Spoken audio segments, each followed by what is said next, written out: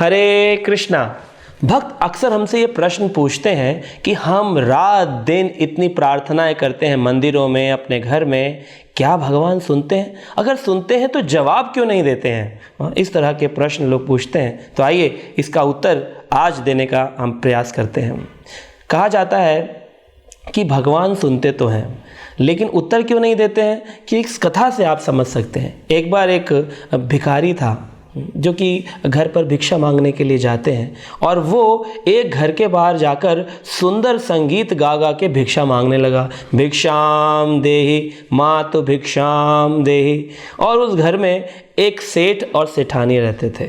अब ये सेठ और सेठानी जो थे, इन्होंने सोचा हमारे घर जो भी भिखारी या जो भी गरीब आते हैं उनको हम क्या करते हैं, भोजन प्रदान करते हैं। तो उन्होंने सेठ जी ने अपनी सेठानी से कहा कि बनाइए इसके लिए भी भोजन और दीजिए, देखिए भिक्षा मांग रहा है। तो सेठानी ने सुंदर से भोग को भगवान को लगा कर के प्रसाद को उस भिखारी के लिए बनाया और देने के लिए बाहर आई, लेकिन दे नहीं रही है। वो सुन रही है वहाँ पर खड़े होकर कि ये भिखारी क्या भजन गा रहा है, कौन सा गाना गा रहा है। इस तरह से वो ध्यानपूर्वक सुनती रही। काफ़ी देर जब निकल गई तो सेठ जी ने कहा, अरे ये भिखारी अब तक नहीं गया। सेठानी, क्या तुमने अभी तक इसको भोग नहीं दिया, प्रसाद नहीं दिया?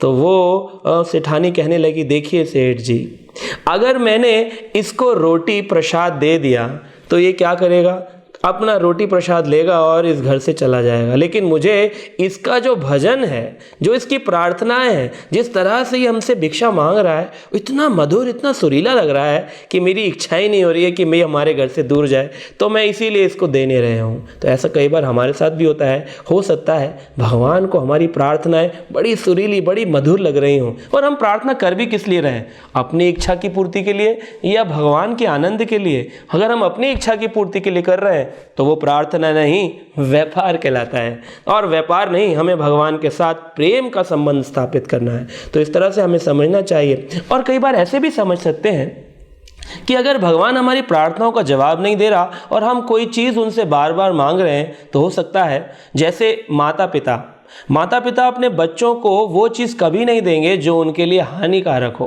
वो हमेशा वही देंगे जो उनके लिए लाभदायक हो। जैसे किसी बच्चे का अगर गला खराब है, उसे टॉन्सिल्स की बीमारी है, तो वो क्या करेंगे, वो बच्चा कहेगा, मम्मा मुझे आइसक्रीम दिलवा दीजिए, माता जी मुझे आइसक्रीम दिलवा दीजिए, पिताजी मुझको कोल्ड ड्रिंक दिलवा दीजिए। लेकिन उसके माता पिता कहेंगे, नहीं नहीं, तुम्हारा गला खराब हो जाएगा, ये तुम्हें हम नहीं दे सकते हैं। तो इस तरह से हो सकता है भगवान, क्योंकि हमारे हितैषी हैं, भगवान कहते हैं कि मैं सबका सुहृद हूँ, सुहृदम सर्वभूतानाम, मैं सबका, जितने भी जीवात्मा है उनका सुहृद हूँ, friend of all the living entities. अगर भगवान हमारे मित्र हैं, हमारे सुहृद हैं, हमारा अच्छा सोचते हैं, तो कैसे भगवान हमें वो वस्तु देंगे जिसके प्राप्त करने के बाद हम प्राइड में आ जाएंगे, हम मद में आ जाएंगे, हम अहंकार में आ जाएंगे। इसलिए भगवान वही चीज़ें देते हैं जो हमारे लिए लाभकारी हों। इसलिए अगर आपकी प्रार्थनाओं का जवाब ना मिल रहा हो तो बिल्कुल भी परेशान मत होइए,